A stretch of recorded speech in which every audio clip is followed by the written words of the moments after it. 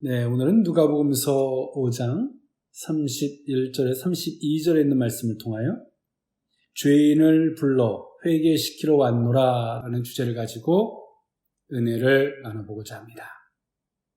우리는 세상을 살아갈 때 목표의식, 목적의식을 갖고 살아가는 사람들이 있습니다.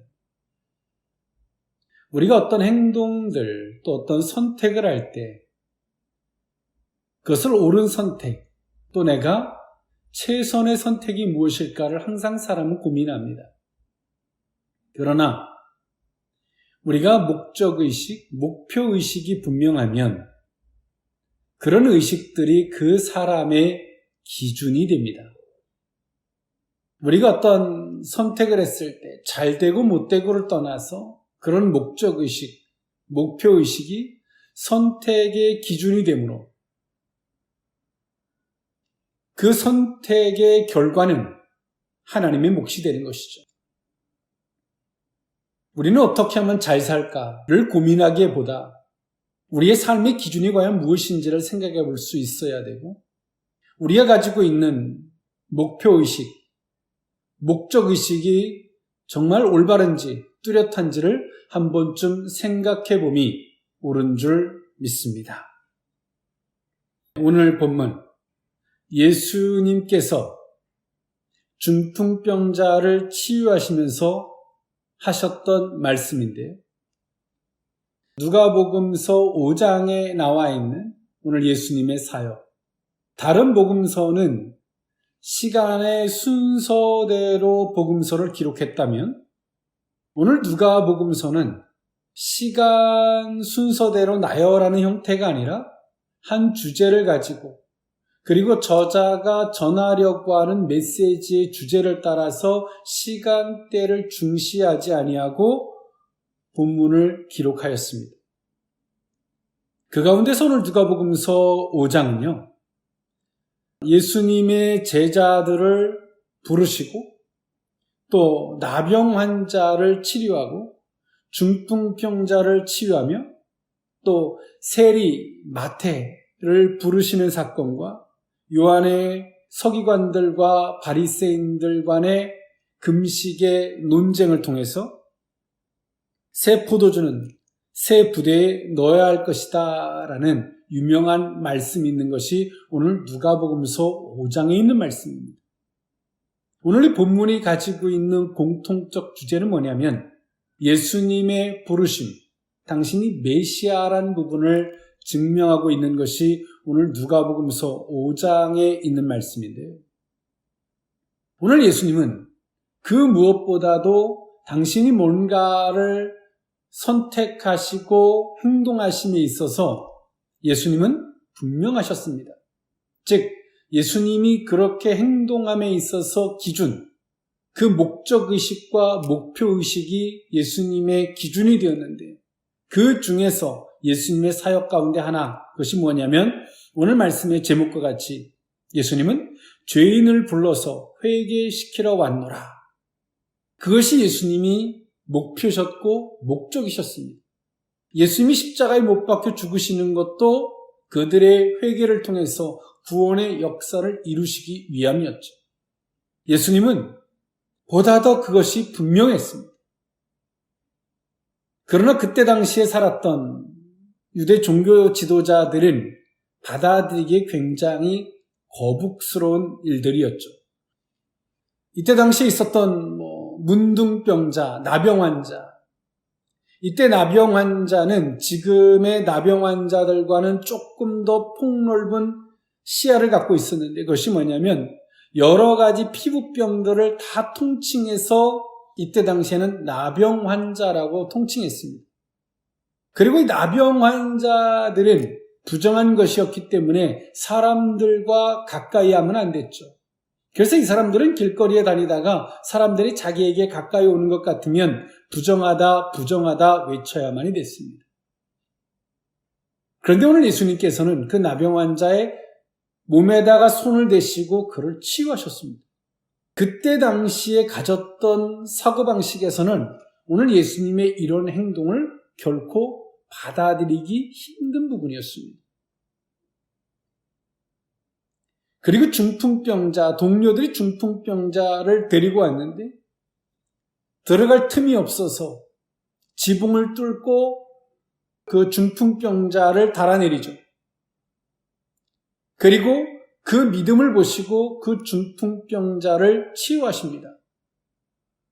그리고 치유하셨던 방법은 내가 죄사함을 받았느니라 라는 말씀을 하셨어요. 이 일로 유대 종교 지도자들은 예수님을 가리켜서 신성모독이다라고 예수님을 책잡았습니다. 네가 어찌 사람이건대 죄를 용서할 수 있는 권한은 하나님께 뿐이 없는데 네가 어찌 죄를 사한다 하느냐 라는 것이었죠. 예수님은 그들을 향해서 말씀하십니다. 죄를 사한다는 말과 내 침상을 들고 일어나 걸어가라 라는 말, 어느 말이 쉽겠느냐라는 말로 그들을 교훈하셨습니다. 스스로 그 말한 것을 돌아보게 하셨죠. 그리고 마태의 세리였던 사람을 회개시켜서 예수님을 따르게 하는 사건은 정말 유대 종교 지도자들, 유대인들이 가지고 있었던 정서, 그 세리들이 가지고 있었던 세금을 징수하고 그 징수함에 있어서 임의적으로 좀 더 많은 세금을 징수해서 자기들이 착복하는 모든 사람들이 죄인이라고 취급했던 그 사람을 예수님이 나를 따르라 라고 말씀하시면서 그 집에 들어가서 같이 음식을 드십니다. 유대 종교 지도자들을 넘어서 유대인들이 받아들이기에는, 예수님이 이런 행동들을 받아들이기에는 굉장히 충격적인 일일 수밖에 없었습니다. 그러나 오늘 예수님은 당신이 이 땅에 왜 오셨고 당신이 해야 할 목적이 무엇인지, 목표가 무엇인지가 뚜렷하고 분명했습니다. 우리는 어떤 행동들을 함에 있어서 내게 이득이 될 것인가, 실이 될 것인가를 고민하죠.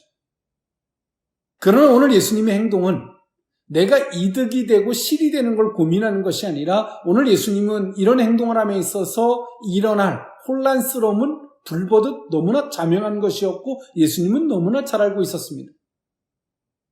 그런데 오늘 예수님은 목적의식이 분명하죠. 목표가 분명했어요. 내가 이런 행동들을 왜 하는지에 대한 부분이 뚜렷했고 분명했습니다. 여러분 어떻습니까? 이 세상을 살아나감에 있어서 어떻게 하는 것이 정말 잘 살고 어떻게 하는 것이 정말 신앙생활을 올바로 하는 것인가에 대한 많은 사람들은 고민합니다. 그것은 선택의 문제가 아니라 정말 하나님께서 우리에게 주신 목표, 그 목적이 무엇인지, 그 사명이 무엇인지, 그것을 내가 정말 목적 삼고 있는지, 목표 삼고 있는지가 뚜렷하고 분명해야 합니다. 그리고 그 안에서 선택을 해야 되는 것이죠. 그리고 그 선택을 함에 있어서 내게 어떤 실이 오고 문제가 올 것인가를 생각하면 그것은 이미 타락한 자, 그것은 인본주의자들입니다. 그러나 우리는 정치적인 안목, 때론 이생의 안목을 가지고 어떤 선택을 함에 있어서 수를 내다보죠. 내가 이런 선택을 하면 저 사람이 나한테 뭐라고 할 텐데, 이럴 텐데, 저럴 텐데, 수많은 생각들을 함 속에서 그 모든 목적은 무엇입니까? 자신을 위한 거예요. 하나님과 예수님으로 포장하지만 다 자신들을 위한 것입니다. 이미 하나님과는 상관없고 예수하고는 상관없는 거예요. 주여 주여 하지만 주의 뜻대로 하는 자가 아닙니다. 그러나 목표와 목적이 분명한 자, 하나님의 사명 안에서 말입니다. 그런 선택을 하고 살아가는 사람들에게는 하나님이 영광이 있고 그들을 곧 하나님의 사람이라 일컫게 되는 줄 믿습니다. 오늘 이 본문은 예수님의 사역이라는 초점 안에서 예수님의 목적, 그 목표라는 주제 안에서 오늘 이 본문을 살펴보고자 합니다. 죄인을 불러 회개시키러 왔노라, 그 의미를 세 가지로 나누어 살펴보고자 합니다. 첫 번째로는 죄사함을 받았느니라 라는 의미입니다. 22절에서 24절에 있는 말씀인데요. 예수께서 그 생각을 아시고 대답하여 이르시되 너희 마음에 무슨 생각을 하느냐? 내 죄사함을 받았느니라 하는 말과 일어나 걸어가라 하는 말이 어느 것이 쉽겠느냐? 그러나 인자가 땅에서 죄를 사하는 본세가 있는 줄을 너희로 알게 하리라 하시고 중풍병자에게 말씀하시되 내가 네게 이르노니 일어나 내 침상을 가지고 집으로 가라 하시매. 아멘. 오늘 예수님은 그 중풍병자에게 그 죄사함에 대한, 용서에 대한 말씀을 선행하셨습니다.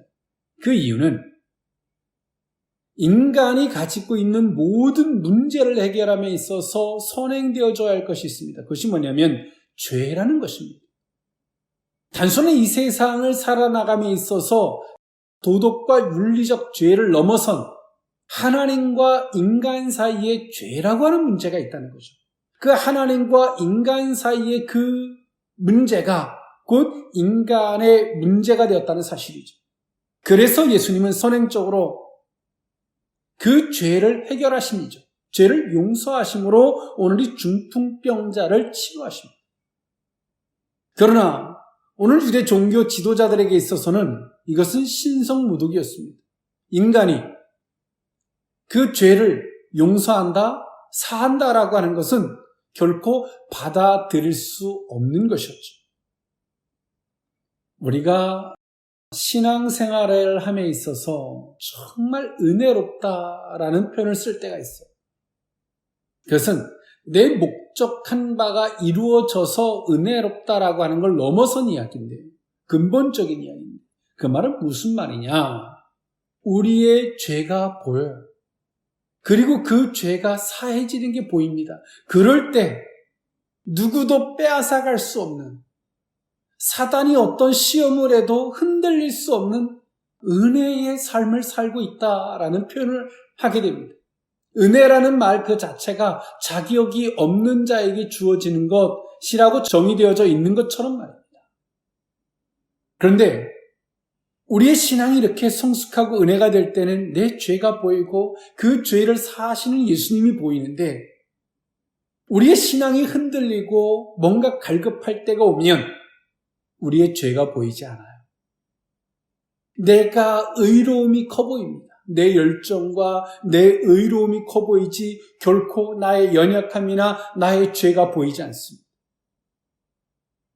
그것의 차이죠. 유대 종교 지도자들이 자신의 의로움이 커 보여요. 자신의 열정이 커 보입니다. 그 죄를 사하러 오신 예수가 보이지 않아요.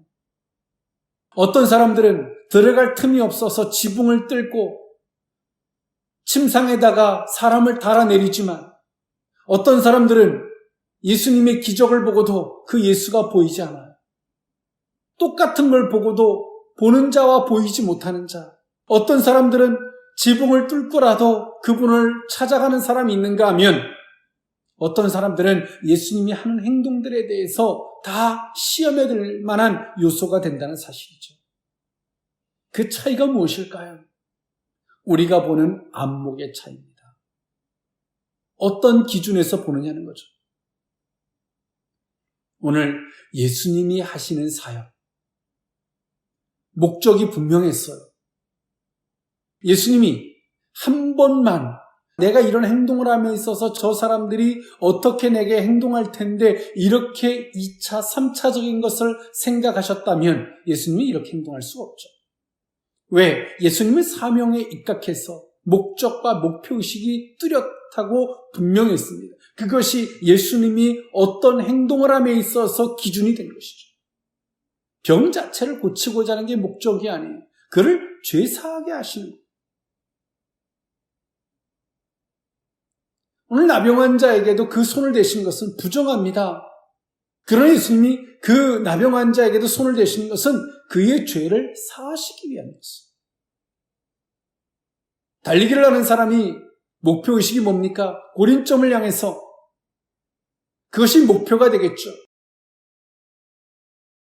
여러분 어떻습니까? 이 세상에 바이러스가 있고 뭐가 있다 할지라도 여러분의 시선이 목표가 무엇입니까? 내가 어떤 선택을 함에 있어서 목적이 무엇입니까? 우리는 그것을 분명히 알 수 있어야 합니다. 오늘 예수님은 그렇게 하셨습니다. 그 중풍병자를 치유하시고 나병 환자를 치유하시고 마태 세리를 부르시고 그 집에 가서서 음식을 잡수일 수 있었던 원동력은 단 하나입니다. 그들의 죄를 사하고 회개시키러 오셨습니다. 그 목적을 이루시기 위함이었죠. 이 시대를 살아가는 신앙인들이 목적의식이 무엇입니까? 잘 먹고 잘 살기 위해서요. 그러니까 흔들리는 거예요. 자신의 자존심이 그러니까 흔들리는 거예요. 누가 나한테 뭐라 그럴까? 그러니까 흔들리는 거예요. 정말 내가 누구고 하나님이 나를 이 땅에 왜 보내셨고 내게 주신 정말 하나님의 사명이 무엇이고 그것을 이루기 위해서 나는 살아가는가? 그것이 존재 이유가 되는 것인가? 그런 목적의식이 뚜렷하고 분명하면 우리는 흔들릴 수가 없어요. 저들이 돌을 던지고 저들이 칼을 뽑아들고 저들이 감옥에 가두려고 해도 우리는 그것을 선택하는 거예요. 그것이 신앙입니다. 오늘 예수님은 중풍병자를 치유하시고 그 치유하심의 형태가 죄에 대한 용서와 그리고 그것에 대한 선포였는데 그런 말씀이 중풍병자에게는 침상을 들고 일어나 걸어갈 수 있는 원동력이었지만 도리어 유대 종교 지도자들에게 있어서 그 말씀은 예수님에게 엄청난 위해와 살해 협박을 받을 수 있는 계기가 됩니다. 그래도 예수님은 그것을 선택합니다. 그것이 존재 이유였고 그것이 예수님이 이루시려고 하는 목표의식이었기 때문에 그렇죠. 전 여러분들에게 묻고 싶습니다. 여러분들의 목표가 무엇입니까? 여러분들의 목적이 무엇입니까? 여러분들이 이렇게 열심히 살고 어떤 걸 선택하고 기도하고 그 목적이 어떤 목적을 이루시기 위함입니까? 두 번째, 죄인을 불러 회개시키러 왔노라. 두 번째 의미는 나를 따르라입니다. 누가복음서 5장 27절에서 28절에 있는 말씀인데요. 그 후에 예수께서 나가사 레위라 하는 세리가 세관에 앉아 있는 것을 보시고 나를 따르라 하시니 그가 모든 것을 버리고 일어나 따르니라. 아멘. 오늘 예수님은 레위, 이 사람이 예수님을 믿고 나서 마태라는 이름을 쓰죠. 세리 마태입니다. 오늘 이 사람이 오늘 예수님을 따르게 되는 사건은 많은 사람들이 볼 때에 쉽게 받아들일 수 없는 문제였습니다. 이때 당시에 세리는요, 통행세를 징수하는 사무소, 오늘 본문에서는 가버나움에 있는 세관을 말하고 있고요. 갈릴리 지방에 드나드는 상인들을 상대로 세금을 징수하는 사람들을 세리라고 말합니다. 오늘 이들이 하는 행동들은 세금을 징수하는 관리, 당시 이 세리들은 자기 멋대로 금액을 정해놓고요. 많은 세금을 거두어 자기 몫으로 챙겼습니다. 그러므로 유대인들로부터 굉장히 미움과 질타를 받았고 죄인이라 칭함을 받았습니다. 그런데 오늘 예수님께서 세관에 앉아있는 그 마태한테 나를 따르라 라고 말씀하셨어요. 예수님이 바라보시는 기준 무엇일까요? 깨끗한 사람? 옳은 사람? 바르게 행동하려고 하는 사람? 그랬다면 누구를 선택해야 될까요? 그 서기관들과 바리새인 같은 종교 지도자들을 선택해야죠.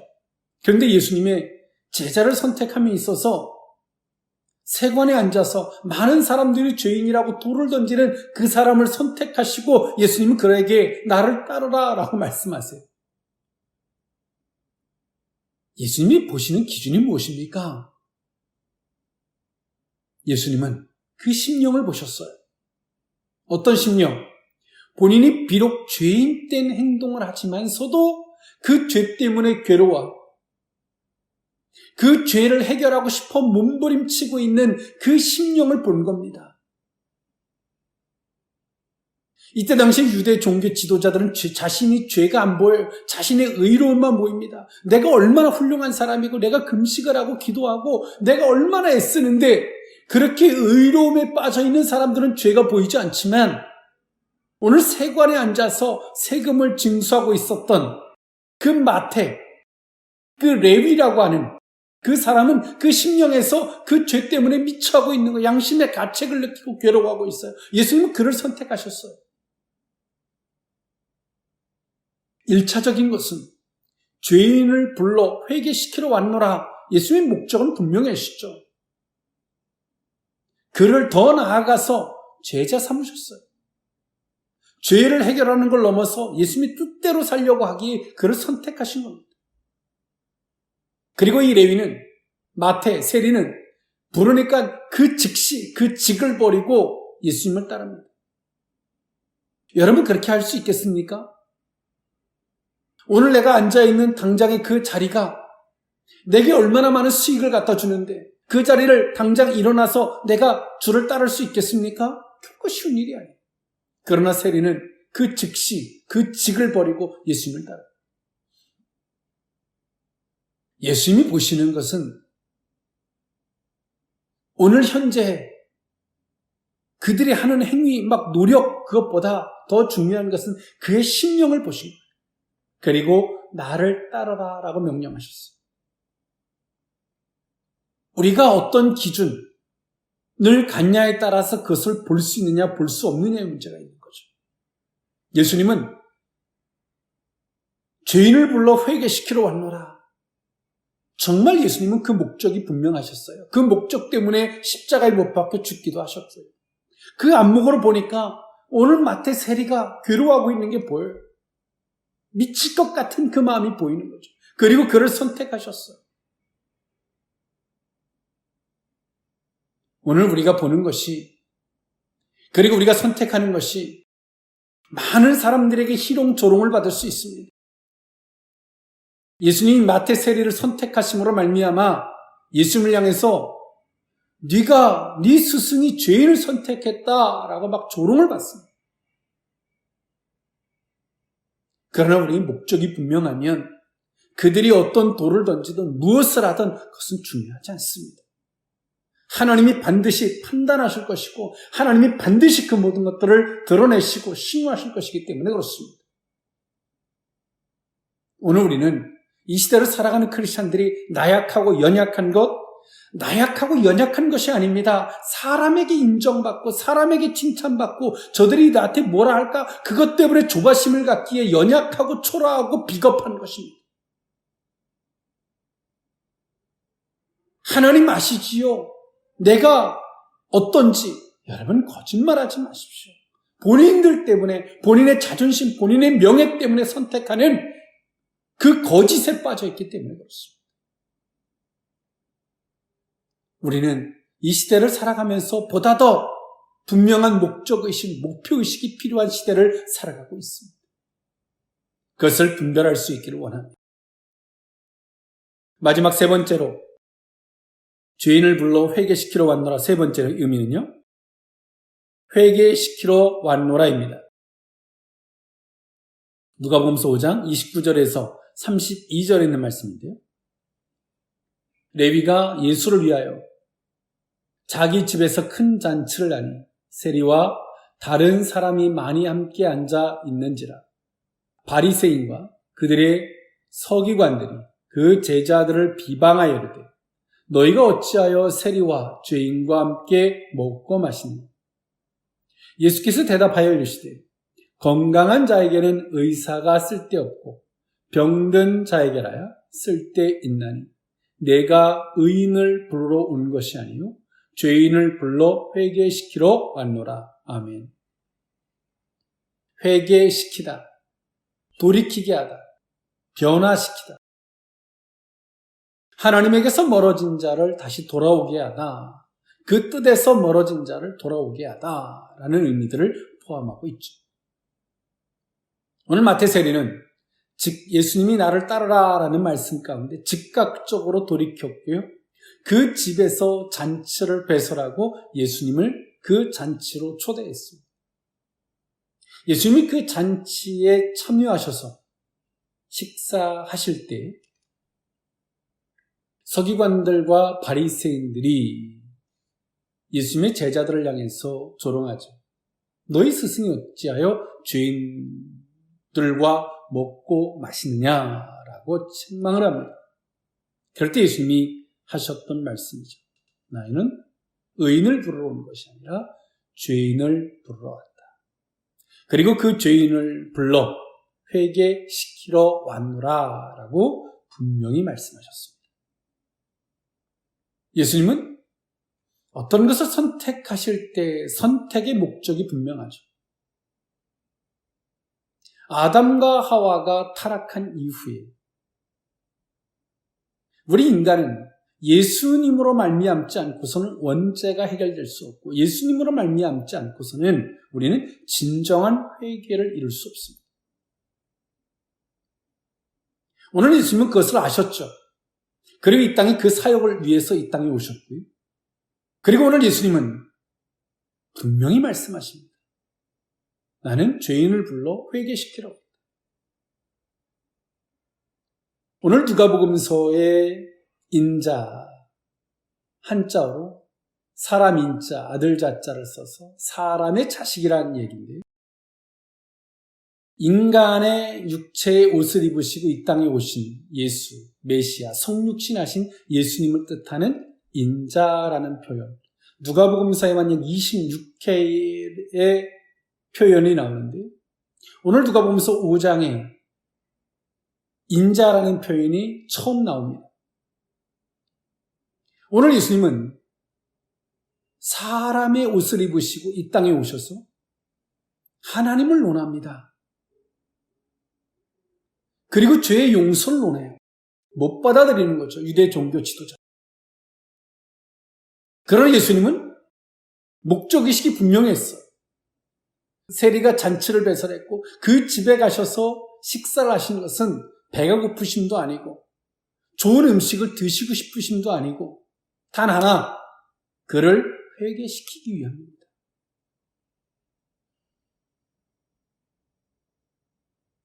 여러분 어떻습니까? 우리가 한 번쯤 내 이미지를 생각한다면 좋은 사람, 명예 있는 사람들만 선택하고 살아야 합니다. 그러나 정말 죄인을 불러 회개시키러 오신 예수님과 같이 이런 목적의식, 이런 목표의식이 있다면 우리는 능히 많은 사람들이 돌질하는 사람들을 향해서도 능히 갈 수 있어야 되는 것이죠. 오늘 이 시대를 살아가는 크리스찬들의 안목, 그 안목이 이 세상 사람들이 갖다주는 안목으로 변해 있기에 그들이 판단하고 그들이 생각을 제시하는 것을 무방비 상태로 맞는 것처럼 그것이 객관적인 것처럼 그것이 다수의 합리적인 논리와 같이 쫓아갑니다.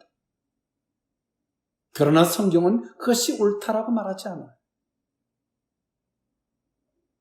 예수님은 그 마태 세리를 회개시키고자 하십니다. 돌이키게 하시는 거죠.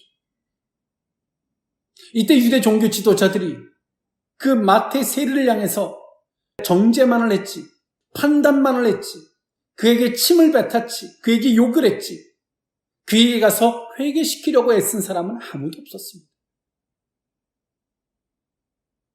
여러분, 어떤 것이 예수 믿는 것이고 어떤 것이 성경적인 것일까요? 이 시대를 살아가는 이 시대를 살아가면서 크리스천으로 예수를 믿는다는 것이 과연 무엇입니까, 여러분? 여러분의 목적, 여러분의 목표가 무엇입니까? 여러분들이 구원을 위해서 예수를 전한다라고 하는 그 전함이 무엇입니까? 우리는 생각할 수 있어요.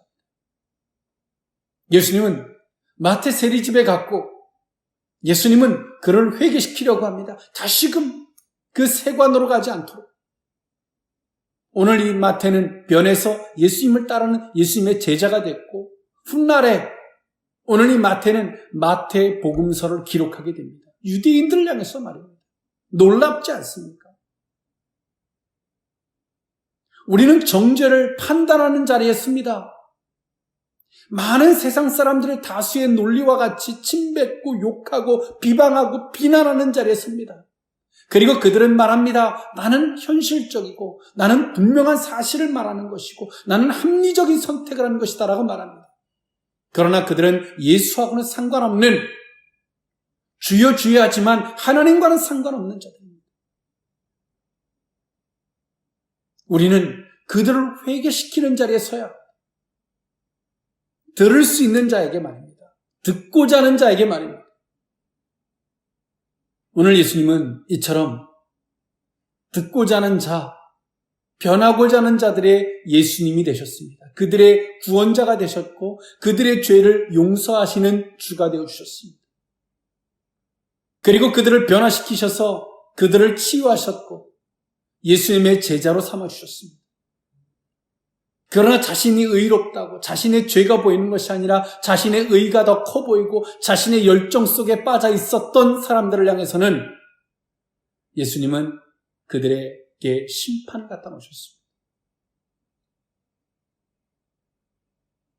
오늘 이 말씀을 통해서 우리의 목표가 무엇이고 우리의 목적의식이 무엇인지 그리고 우리가 보는 안목이 이 세상 사람들과 같지 않는지 정말 예수님과 같이 성경적 하나님의 안목에서 모든 것들을 바라보고자 하는지 그리고 그런 안목에서 바라봄에 있어서 저들이 비난하고 핍박하고 조롱하고 할지라도 그 선택에 대해서 성경적 선택에 대해서 부끄럽지 않고 성경적 선택에 대해서 내가 단호할 수 있는지를 한 번쯤 돌아보는 저와 여러분이 될 수 있기를 원합니다.